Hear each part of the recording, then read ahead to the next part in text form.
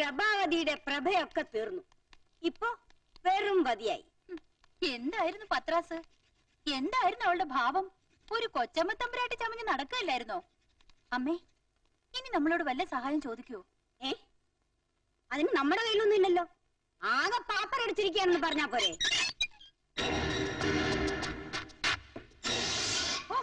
100 ആയിസ ഇപ്പൊ പറഞ്ഞ് നാക്കെടുത്തതേ ഉള്ളൂ. എന്താ ശരംകുട്ടി, കാർ എടുത്തില്ലേ? ജോലിയൊക്കെ പോയ വിവരം അമ്മ അറിഞ്ഞില്ലേ? ഓ, ഞാനതങ്ങ് മറന്നേ പോയി. ബസ്സിലാണോ വന്നത്? ഷോ, പ്രഭാവതിക്ക് നല്ല ക്ഷീണം കാണും. ബസ് യാത്രയൊക്കെ കുറെ കാലമായിട്ട് ശീലമില്ലാത്തതല്ലേ. വരൂ വരൂ, അകത്തേക്ക് വരൂ. എന്റെ മോന്റെ വിവാഹത്തിന് പ്രസംഗവും കൂത്തുമായിട്ട് നടന്നപ്പോ എത്ര പേരെ ഞാൻ മുതലാളിയായിട്ട് ഇൻട്രൊഡ്യൂസ് ചെയ്തത്. ഇപ്പൊ തൊഴിലാളി പോലും അല്ലെന്ന് അറിഞ്ഞപ്പോ ഛേ, മോശമായിപ്പോയി. അല്ല, എന്താ പ്രത്യേകിച്ച്? നിങ്ങളുടെ കുത്തുവാക്ക് കേൾക്കാൻ വന്നതല്ല, ഞാൻ തന്ന രൂപ മടക്കി വാങ്ങാനാ. ഏത് രൂപ? എന്ത് രൂപ? ആര് തന്നു? കള്ളം പറയരുത്. കള്ളം പറഞ്ഞും തട്ടിപ്പും വെട്ടിപ്പും നടത്തിയും ജീവിച്ചത് നിങ്ങളല്ലേ. എരന്ന് തിന്നുന്നവനെ തുറന്നു തിന്നുന്ന സ്വഭാവം എനിക്കില്ല. ശരിയേട്ടാ, ഞാൻ ഇവർക്ക് 3 ലക്ഷം രൂപ കൊടുത്തതാ.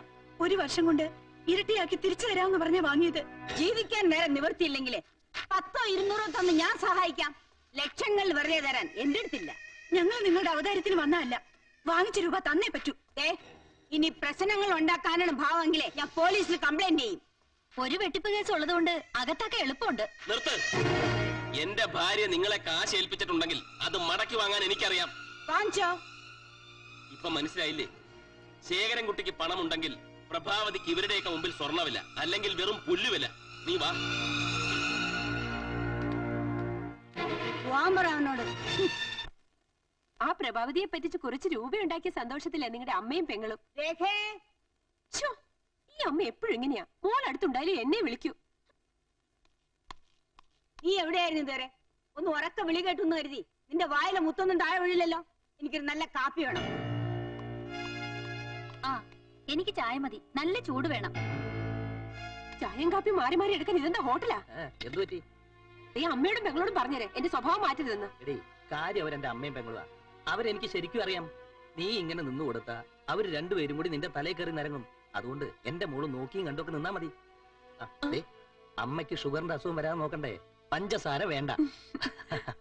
ഞാനിപ്പൊ പാറപ്പുറത്തിരുന്നാലും കാശ. അത്ര നല്ല സമയ രാജയോഗമല്ലേ. ഇപ്പൊ തന്നെ വെറുതെ കിട്ടിയ 3 ലക്ഷം രൂപ നിന്റെ പേരിൽ ഫിക്സഡ് ഡെപ്പോസിറ്റ് ഇടാൻ പോവുക. ഇതെന്താ ഒരു കപ്പ്? എനിക്കില്ലേ? ഭർത്താവിന്റെ അമ്മയെ പരിചരിക്കാം, അത് നാട്ടു നടപ്പ്. പെങ്ങളെ കൂടി പരിചരിക്കണമെന്ന് വെച്ചാ തളർവാദം ഒന്നും പിടിച്ചിട്ടില്ലല്ലോ. നല്ല ചക്ക പോലെയല്ലേ ഇരിക്കുന്നത്. തന്നെ അങ്ങെടുത്ത് കുടിച്ചാ മതി. എന്താ മധുരായിട്ടില്ലേ? അമ്മയ്ക്ക് ഷുഗറാണെന്നാ ചേട്ടൻ പറഞ്ഞത്. ഷുഗർ നിന്റെ അമ്മയ്ക്കാടി. മോളെ രേണു, നിന്റെ അമ്മയ്ക്ക് എറിഞ്ഞുടയ്ക്കാനായി നിന്റെ അച്ഛൻ വാങ്ങിക്കൊടുത്ത ഒരുപാട് പാത്രങ്ങൾ ഇവിടെ കാണും. വെറുതെ ഇരിക്കുകയാണെങ്കിൽ ഇതൊക്കെ തൂത്ത് വൃത്തിയാക്കിക്കോ. ഇല്ലെങ്കിൽ ഈ പൊട്ടിച്ചിതറിയ ചില്ലൊക്കെ നിന്റെ അമ്മയുടെ കാലിൽ തന്നെ കുത്തി കയറും. അത് പിന്നെ നിനക്കൊരു ജോലിയായി തീരും. ഹലോ, ഞാനാ ശേഖരൻകുട്ടി. എന്ത് വേണം? കമ്പനിയിൽ നിന്ന് കാശ് വെട്ടിച്ച കേസിൽ എന്നെ പോലീസ് ചോദ്യം ചെയ്തു. മറ്റേ 3 ലക്ഷത്തിന്റെ കാര്യം എനിക്ക് പറയേണ്ടി വന്നു. പോലീസ് അവിടെ എത്തുമെന്ന് ഉറപ്പാ. പണം അവിടെ ഇരിപ്പുണ്ടെങ്കിൽ ഉടനെ മാറ്റിക്കൂ, അല്ലെങ്കിൽ തട്ടിപ്പിന് കൂട്ടുനിന്നെന്ന് പറഞ്ഞ് നിങ്ങളെ അകത്താക്കും. ശേഖരൻകുട്ടി, അബദ്ധമൊന്നും കാണിക്കരുത്. ഞാൻ രൂപ തന്നേക്കാം. ഇനി എന്റെ കയ്യിൽ തന്ന പ്രശ്നമാവും. ഒരു കാര്യം ചെയ്യും, ദാക്ഷായനെ അമ്മയ്ക്ക് കൊടുക്കാൻ ഏൽപ്പിച്ച രൂപയാണ്. ഇനി അത് അവിടെ കൊടുക്കുന്നതാണ് സേഫ്. എന്താ മുറിവാലായി? ആ കാശ് തിരിച്ചു കൊടുത്തില്ലെങ്കിലേ ചിലപ്പോ കേസും പുക്കാറും ആവും. ചങ്കു, ചങ്കു, ഇയാളിത് എവിടെ പോയി കിടക്കുന്നത്? ഞാനിവിടെ ഉടനെ ഞാൻ ദാക്ഷായണിയമ്മയുടെ വീട് വരെ പോണം. ഇയാളിത് എവിടെ പോണത്? ദാക്ഷായണിയമ്മയുടെ വീട്ടിലേക്ക്. അയ്യോ, അതല്ല. ആ പ്രഭാവതി തന്ന 3 ലക്ഷം രൂപ അവിടെ കൊണ്ടുപോയി കൊടുക്കണം. ഒന്ന് വേഗം ആവട്ടെ. കാശ് അതെന്റെ ഉണ്ടല്ലോ അല്ലേ?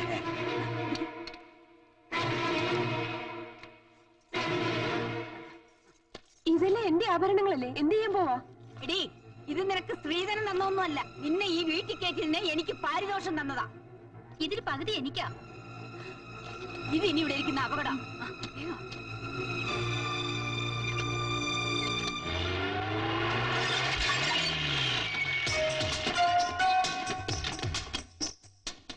We are from Enforcement Department. ആരാ? എന്താ വേണ്ടേ? ഈ വീടും സെർച്ച് ചെയ്യണം. ഇവിടെ യാതൊന്നുമില്ലല്ലോ. മാറിക്ക്. നിങ്ങളുടെ പേരിൽ ഒരു പരാതി കിട്ടിയിട്ടുണ്ട്. നാഷണൽ എക്സ്പോർട്സിലെ ശേഖരൻകുട്ടിയുടെ കയ്യിൽ നിന്നും 3 ലക്ഷം രൂപ തട്ടിയെടുത്തായ ഒരു കംപ്ലൈന്റ്. അതിനെ കുറിച്ചൊന്നും എനിക്കറിഞ്ഞൂടാ. സെർച്ച്. പെട്ടിക്ക് വരൂ. ഇതിലൊന്നുമില്ല.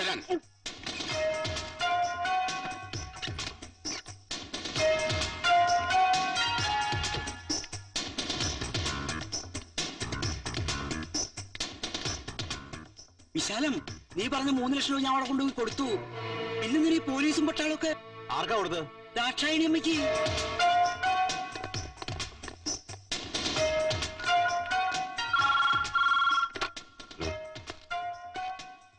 Operation success. 3 ലക്ഷം ദാക്ഷായണിയുടെ വീട്ടിലെത്തി. Very good, proceed.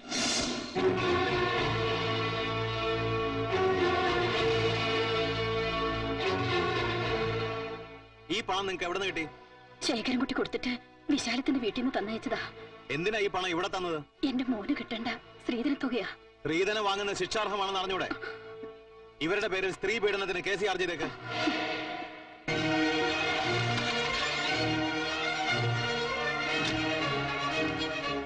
മോനെ രഘു, നീ വന്നൊന്നറിഞ്ഞ് ഇങ്ങോട്ട് പോന്നതാ. ഒത്തിരി തെറ്റ് ചെയ്തവളാ ഞാൻ. എന്നോട് പൊറുക്കണോ? മക്കൾ രണ്ടാളും എന്റെ കൂടെ വീട്ടിലേക്ക് വരണം. മോളെ, ഇനി നിന്നെ ഞാൻ നുള്ളി നോവിക്ക പോലും ഇല്ല. ഞങ്ങൾ ഈ വഴി വയനാട്ടിലോട്ട് പോവാ. നിങ്ങൾ പോയാ പിന്നെ ഞാൻ കമ്പിയിൽ എണ്ണി നരകിക്കേണ്ടി വരും. ശ്രീധരൻ മേടിച്ച കുറ്റത്തിന് എന്റെ പേര് കേസെടുത്തിരിക്കുകയാണ്. നിങ്ങൾ വേണം എന്നെ രക്ഷിക്കാൻ. ടീച്ചറെ, എനിക്ക് മാപ്പ് തന്ന് എന്റെ പിള്ളേരെ എന്നോട് പറഞ്ഞയക്കണം. രഘു, അമ്മയുടെ കണ്ണീര് കണ്ടില്ലേ? അവർക്ക് കുറ്റബോധമുണ്ട്. നിങ്ങൾ അവരോടൊപ്പം കുറച്ചു ദിവസം കഴിഞ്ഞിട്ട് പോയാ മതി. അമ്മ പറഞ്ഞുകൊണ്ട് ഞങ്ങൾ പോവാം. പക്ഷെ വീട്ടിൽ ചെന്നാലേ ഇവരുടെ വിധം ഇനിയും മാറും. അതെ, കോടതിയിൽ നിന്ന് ജാമ്യം കിട്ടാത്ത കേസാ ഈ സ്ത്രീധന പ്രശ്നം. ഒരു 10 കൊല്ലം വരെ കഠിന തടവ് ഉറപ്പാ. മര്യാദക്കിരുന്നാൽ രക്ഷിക്കാൻ ഞങ്ങളൊക്കെ കാണും. ഇല്ലെങ്കിൽ ഗോതമ്പുണ്ടേ നിന്ന് അഴി എന്നേണ്ടി വരും. ഇനി ഞാൻ ഒരു തെറ്റും ചെയ്യൂല. ചെയ്താൽ ഗോതമ്പുണ്ട, അത്ര തന്നെ. എല്ലാം എടുത്തോണ്ട് പോയപ്പം ചിലത്തൊക്കെ സമാധാനായല്ലോ. സ്വയം വരുത്തി വെച്ച വിനയല്ലേ? ഇനി കേസ് നൂലാ മലയാളം വേറെ വരും. നീ എന്നെ പേടിപ്പെടുത്താണോ? ചില ഐശ്വര്യം കിട്ട എണ്ണങ്ങൾ വീട്ടിൽ കാലെടുത്ത് കുത്തിയാ ആ വീട് മുടിയും. ആരാടി ഐശ്വര്യം കിട്ടത്? ഞാനോ? ദേ, എന്നെ എടി പൊടിന്ന് വിളിച്ചാലുണ്ടല്ലോ. നീ എന്ത് ചെയ്യും? നീ കുറച്ചു ദിവസമായി ഞങ്ങളെ തോളത്ത് കയറിയിരുന്ന് ചെവി കടിക്കാൻ തുടങ്ങിട്ട്. കൂടുതൽ വിളഞ്ഞാൽ വെച്ചേക്കില്ല ഞാൻ. അതെ, കൊന്നുകളാരും മടിക്കില്ലെന്ന് എനിക്കറിയാം. അതുകൊണ്ട് കരുതി തന്നെ ജീവിക്കണത്. നിന്നെ കൊല്ലണമെന്നുണ്ടെങ്കിലേ നീ എത്ര കരുതിയിരുന്നാലും ഇരു ചെവി അറിയാതെ നിന്നെ ഇല്ലാതാക്കാൻ എനിക്കറിയാം. എന്റെ മോനെ കൊണ്ട് നിന്നേക്കാൾ കഴിവുള്ള വലിയ ഇടത്തുനിന്ന് കെട്ടിക്കാനും എനിക്കറിയാം. ഇവൾ എന്ത് തെറ്റാ നിങ്ങളോട് ചെയ്തത്? സ്ത്രീധനമായിട്ട് കുറെ എണ്ണി വാങ്ങിച്ചില്ലേ? അതിന്റെ നന്ദി എങ്കിലും കാണിച്ചൂടാ? എണ്ണി വാങ്ങിച്ചൊക്കെ എടുത്തോണ്ട് പോയില്ലേ?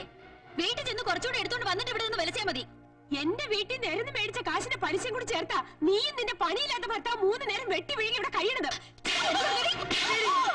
അങ്ങനെ തന്നെയാണ് ഞാൻ കഴിയുന്നത്. നിന്റെയൊക്കെ ദുരഭിമാനത്തിന്റെ പേരിൽ എനിക്കുണ്ടായിരുന്ന മാന്യമായ ജോലി ഇല്ലാതാക്കി എന്നെ വീട്ടിലിരുത്തിട്ട് ആരെങ്കിലും സത്യം തുറന്നു പറയുമ്പോ നിനക്ക് നിന്റെ തള്ളക്ക് സഹിക്കണില്ലല്ലേ? നിനക്ക് എന്താ അർഹതയുണ്ടോ എന്റെ മോളെ അടിക്കാൻ? ഞാനുള്ള ഭർത്താവായതുകൊണ്ട്. തന്നോടുള്ള ഒരു ഭർത്താവിന്റെ വില നിങ്ങൾക്ക് അറിയില്ലല്ലോ. കൺഗ്രാറ്റുലേഷൻസ്.